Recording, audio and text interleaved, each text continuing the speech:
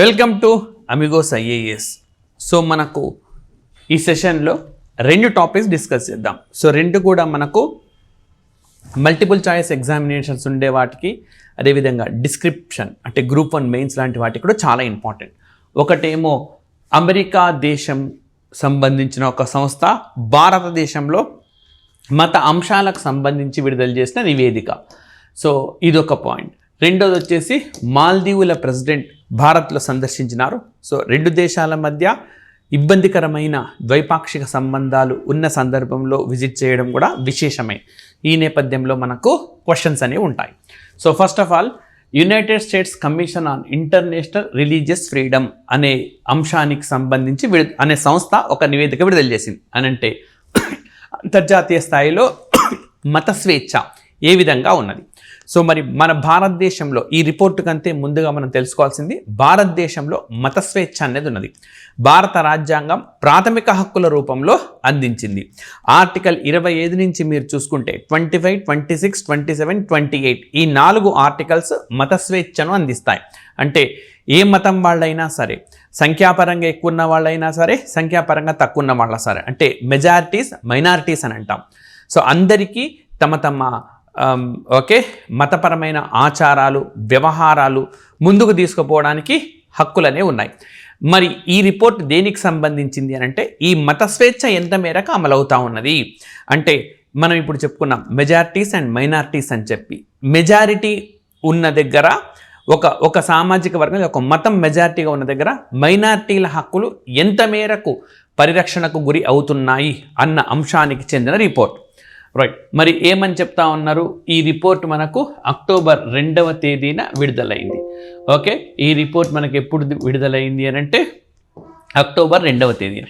So ఏం చెప్తా ఉన్నారంటే, భారతదేశంలో కొలాప్సింగ్ రిలీజియస్ ఫ్రీడమ్ కండిషన్స్ అంటే భారతదేశంలో మతపరమైన స్వేచ్ఛ పరిస్థితులు దిగజారిపోతున్నాయి అని చెప్పింది. అంటే ఒక రకంగా చెప్పాలంటే భారతదేశం సంబంధించి ఇది ఒక నెగిటివ్ రిపోర్ట్. సో మనం ఎక్కడ వినియోగించుకోవచ్చు అని అంటే, ఇది గ్రూప్ 1 మెయిన్స్ రాస్తున్నప్పుడు భారతదేశంలో లౌకిక భావన అంటే ఏంటి? రాజ్యానికి అధికార మతం లేదు, భారతదేశంలో ఒక పాజిటివ్ లౌకికత్వం ఉన్నది. ఓకే, సో సానుకూలమైన లౌకికత్వం మీనింగ్ ఏంటనంటే, మనకు ఏ రాజ్యాధికార మతం లేదు, కానీ ప్రజలు మాత్రం తమ మత ఆచారాలను, మత విధానాన్ని కొనసాగించడానికి వీలుంటుంది. కానీ కొన్ని దేశాల్లో అది కూడా ఉండదన్నమాట. దేశం లౌకికంగా ఉంటుంది, సెక్యులర్గా ఉంటుంది, ప్రజలు కూడా తమ ఏ మతాన్ని పాటించడానికి కూడా అనుమతించరు, లైక్ ఉత్తర కొరియా లాంటి దేశాలు. కానీ భారత్ అట్లా కాదు, రాజ్య మతం మాత్రమే లేదు. సో ప్రజలు మాత్రం తమ మతాచారాలను కొనసాగించుకోవచ్చు. అయితే ఆ పరిస్థితులు భారతదేశంలో దిగజారిపోతున్నాయి అని చెప్పి అమెరికాకు చెందిన ఒక సంస్థ పేర్కొంది. సో మరి ఊరికట చెప్తే కుదరదు కదా, ఉదాహరణ చెప్పాలి. ఏం ఉదాహరణలు? సో ఇటీవల జరుగుతున్న కొన్ని హత్యలు కానీ, లించింగ్స్ అంటే మూకదాడులు అంటాం. ఓకే, సో మూకుమ్మడిగా వెళ్ళి చేసే దాడులు, మూకదాడులను వివరించింది, వాటిని ఉదాహరణగా తీసుకున్నది. At the same time okay, మతపరమైన నాయకులను అరెస్ట్ చేయడం సంబంధించి, అదేవిధంగా ఏవైతే దేవాలయాలు లేదా వర్షిప్పింగ్ ప్లేసెస్ ఉన్నాయి వాటిని డెమాలిషన్ చేస్తూ ఉన్న సందర్భాలు, ఇవన్నిటిని కూడా పేర్కొన్నదన్నమాట. అయితే భారతదేశం కూడా ఈ నివేదికను పూర్తి స్థాయిలో తిప్పికొట్టింది. ఇది ఒక పక్షపాతంతో కూడింది, బయాస్డ్గా ఉన్నది, ఓకే, వివక్షపూరితంగా ఉన్న నివేదికగా భారతదేశం దీన్ని వర్ణించింది. సో భారతదేశ స్పోక్స్ పర్సన్ ఉన్నారు కదా, రాధా జైస్వాల్, ఈ పూర్తి స్థాయిలో అధ్యయనం చేసి వీటన్నిటిని ఎక్కడెక్కడ పూర్తి స్థాయిలో ఏమి అబద్ధాలు ఉన్నాయని చెప్పి సవివరంగా తెలియజేశారనమాట. సో ఎవరు? మనకు భారత స్పోక్స్ పర్సన్ రాధా జైస్వాల్ అని చెప్పి. ఓకే, అట్లాంటివన్నీ మనకు మల్టిపుల్ చాయిస్ ఎగ్జామినేషన్స్లో కూడా వస్తాయి. ఇంకా మనకి మూకదాడులు కానీ, కిల్లింగ్స్ కానీ, వీటితో పాటు ఇంకా ఏం ఉదాహరణ అంటే, ఇటీవలే మనకు అమల్లోకి వచ్చిన పౌరసత్వ సవరణ చట్టము. ఓకే, సో ఇది దాదాపుగా మార్చ్ 11వ తేదీన అనుకుంటా అమల్లోకి వచ్చింది. ఏ చట్టము?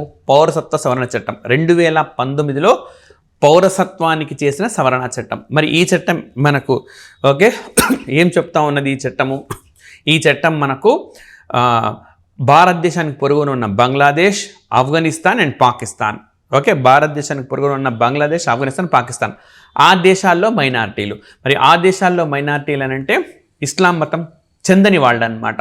Those who do not belong to ఇస్లాం, అంటే హిందువులు, క్రిస్టియన్స్, బౌద్ధ మతస్థులు, జైన మతస్థులు, సిక్కు మతస్థులు వీళ్ళందరూ భారతదేశానికి 2014 డిసెంబర్ 31కి ముందు వచ్చి ఉంటే వాళ్ళకు పౌరసత్వం. ఏ విధంగా వచ్చున్నారు వాళ్ళు? అక్కడ మత పీడనకు లేదా మత హింసకు గురి అయి ఎవరైనా వచ్చిన వాళ్ళు ఉంటే వాళ్లకు ఓకే పౌరసత్వం ఇస్తామని చెప్పినారు. అంటే ఇందులో ఇస్లాం మతస్థుల పేరును ప్రస్తావించకపోవడం ఇది ఒక వివక్షపూరితంగా ఆ సంస్థ పేర్కొంది. అంటే భారతదేశం ఏమని చెప్తా ఉన్నది, అక్కడ అక్కడ మెజారిటీలు మతపీడనకు గురి కారు, మతపీడనకు గురి అయ్యేది మైనారిటీలే కదా అని చెప్పి భారత్ వాదన. రైట్. సో ఈ విధంగా పౌరసత్వ సంరక్షించడం. అదేవిధంగా కన్వర్షన్స్కు సంబంధించి, మత మార్పులకు సంబంధించి సో మనకు ఉత్తరప్రదేశ్ రాష్ట్రం కూడా కఠినమైన చట్ట 2022లో చేసింది. రీసెంట్గా దాన్ని సవరించింది కూడా. రైట్. సో ఈ బలవంతపు మత మార్పులకు కానీ, ప్రలోభాలకు గురి చేసి మత మార్పులకు కానీ ఎవరైనా చేస్తే వాళ్లకు 10 years నుంచి లైఫ్ ఇంప్రిజన్మెంట్ ఇలాంటి శిక్షలన్నింటినీ కూడా అందుబాటులోకి తెచ్చింది, అంటే చట్టంలో ప్రస్తావించింది. సో ఇలాంటివి కానీ, అదేవిధంగా గోవుకు సంబంధించి చేస్తున్న హత్యలు కానీ, ఇటీవల మహారాష్ట్ర కూడా గోవును రాజ్యమాతగా ప్రకటించింది. సో అండ్ ఉగ్రవాదం, సో ఇలాంటివన్నిటిని కూడా ఉదాహరించింది. రైట్.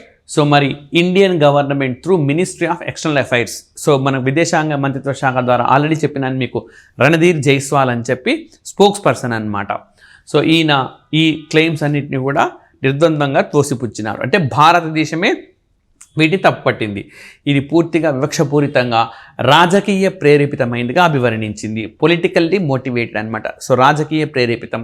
సో భారత ప్రభుత్వం అభివృద్ధి చెందుతూ ఉన్నది. సో కొన్ని వ్యతిరేక శక్తులన్నీ కలిసి రాజకీయంగా ఇరుకున పెట్టడానికి, ఇబ్బంది పెట్టడానికి, పెట్టుబడుల భారత్కు ప్రవహించకుండా చేయడానికి ప్రపంచవ్యాప్తంగా భారత్ ఇప్పుడు చాలా సమస్యలకు పరిష్కారం చూపేదిగా నివేదికలు వస్తూ ఉన్నాయి.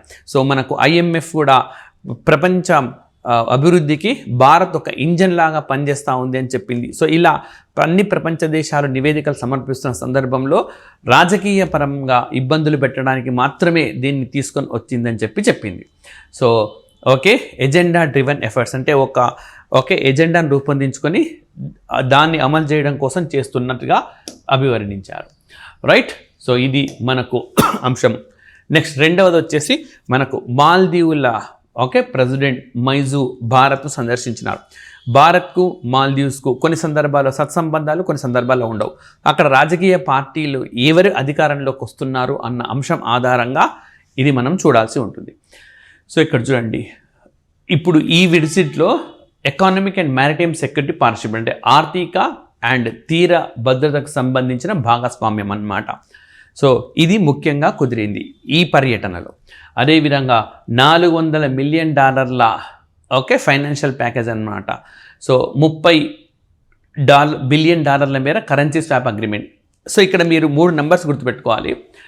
భారత్కి మాల్దీవులకి మధ్య $400 మిలియన్ మేర మనకు కరెన్సీ స్వాప్ అగ్రిమెంట్ కుదిరింది. కానీ మొత్తంగా ఇది $750 మిలియన్ చెప్పుకోవచ్చు. సో మరి అదేంటి అని అంటే ఈ మాల్దీవ్స్తో ప్రత్యక్షంగా $400 మిలియన్ అయితే సార్క్ కూటమితో కలిసి మరొక స్వాప్ అగ్రిమెంట్ ఉన్నది. ఆ సార్క్ కూటమిని కూడా ఇందులో భాగం చేసి మొత్తం $750 మిలియన్ మేర చేశారనమాట. అలోన్ మాల్దీవ్స్ అయితే $400 మిలియన్, సార్క్తో కలిపి చూస్తే 750, మొత్తంగా $750 మిలియన్ మేర currency swap agreement. So currency swap agreement అంటే ఏంటి? సో ఇప్పుడు ప్రపంచంని డామినేట్ చేసే కరెన్సీ ఏదంటే మనకు డాలర్. సో డాలర్తో పోలిస్తే మన రూపాయి విలువ ఎంత ఉన్నది, పెరిగిందా తగ్గిందా ఇదే చూస్తాం కదా. ప్రతి దేశం దాన్నే కంపేర్ చేస్తుంది. సో ఇప్పుడు డాలర్ విలువ విపరీతంగా పెరిగిపోతుంది అనుకోండి, అప్పుడు భారతదేశం దగ్గర ఉన్న డాలర్లను కొంతమేర సర్దుబాటు చేస్తాం మాల్దీవ్స్కి ఉన్న డాలర్లను కొంతమేర భారత్ సర్దుబాటు చేస్తుంది. సో ఆ విధంగా అర్థం చేసుకుంటే సరిపోతుంది. సో ఈ విధంగా కరెన్సీ స్వాప్ అగ్రిమెంట్ అనమాట. సో ఆ లోకల్ కరెన్సీలోకి మార్చుకొని ఎక్స్చేంజ్ చేసుకుంటారు తాత్కాలికంగా. సో దట్ డిమాండ్ డాలర్కు తగ్గడం వల్ల ప్రైసెస్ స్టెబిలైజ్ అవుతాయి, స్థిరత్వాన్ని పొందుతాయి అన్నమాట.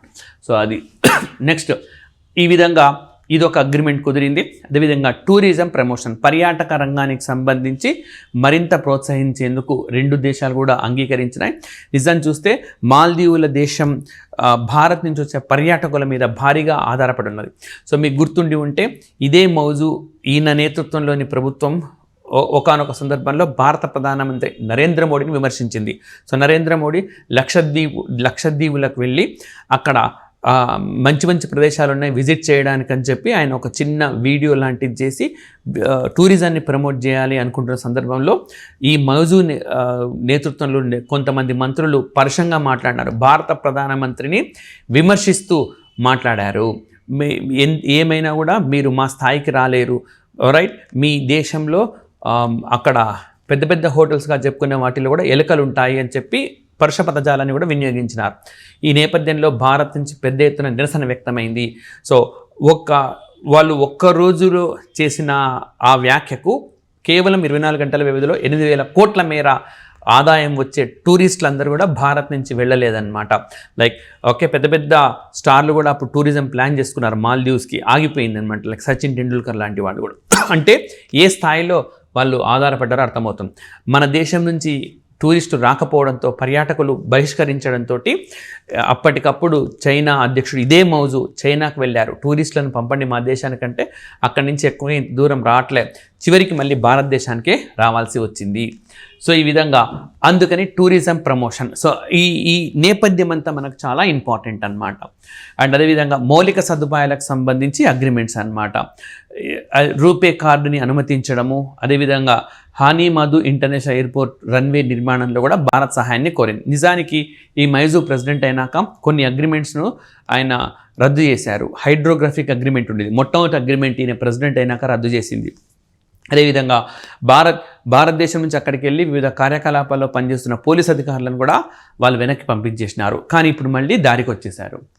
ఓకే, సో ఈ విధంగా అన్ని అంశాలను గుర్తుపెట్టుకోవాలి. అదేవిధంగా కమ్యూనిటీ ఎంగేజ్మెంట్, మనకు మాల్దీవులు భారతదేశానికి వచ్చి కూడా కొంతమంది మాల్దీవుల పౌరులు ఉంటున్నారు, అలా వాళ్ళను ఉద్దేశించి ఆయన ప్రసంగించినారు కూడా అన్నమాట.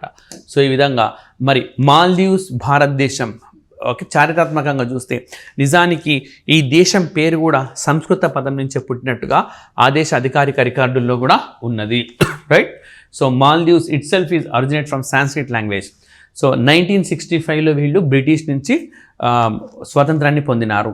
సో మనం 1947లో పొందితే వీళ్ళు 1965లో, 1968లో మారిషస్ అనే దేశం దీనికి సమీపంలో ఉంటుంది, అక్కడ ఆ దేశం స్వాతంత్రాన్ని పొందింది బ్రిటిష్ నుంచే. ఓకే, సో అయితే సంబంధాలు అనేవి మాల్దీవ్స్తో ఎప్పుడు స్థిరంగా కొనసాగడంలా, అక్కడ ఎవరు అధికారంలో ఉన్నారని బట్టి. సో అబ్దుల్లా యమీన్ తీవ్ర స్థాయిలో భారత్ను వ్యతిరేకిస్తారు. సో 2013-18 వరకు ఆయన ఉన్నప్పుడు ఆయన భారత్ను వ్యతిరేకించి చైనాతో సత్సంబంధాలు కొనసాగించినారు. ఆ తర్వాత అధికారంలోకి వచ్చిన వాళ్ళు భారత్తో సానుకూలంగా ఉన్నారు. అండ్ ఈ యమీన్ కూడా ఇండియా గో అవుట్ అని చెప్పి ఉద్యమం అనమాట, అంటే భారతదేశం వెళ్ళిపోవాలి అని. ఓకే, సో వితౌట్ ఇండియా అని ఒక ఉద్యమం, విత్ ఇండియా అనే ఉద్యమం కూడా జరిగింది. సో భారతదేశంతో మనం కలిసి ఉండాలి అని చెప్పి కూడా తర్వాత ఏర్పాటైన ప్రభుత్వాలన్నీ కూడా అక్కడ ఉద్యమాలని కొనసాగించిన నేపథ్యం.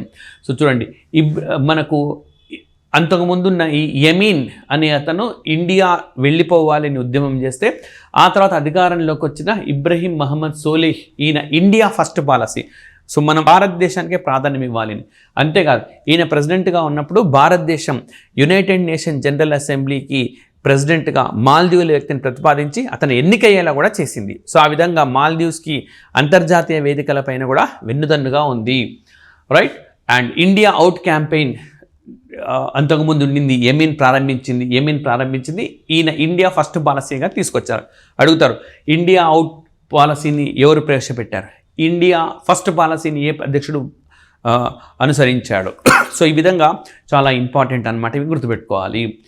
ఓకే, సో ప్రెసిడెంట్ సోలిహ్ తీసుకొని వచ్చింది ఇది. ఓకే, సో ఇది ఈ రోజుకు సంబంధించిన మనం 2 ఇష్యూస్ డిస్కస్ చేసినాము. ఓకే, మరొక ఇష్యూతో నెక్స్ట్ సెషన్లో కలుద్దాం. Thank you very much.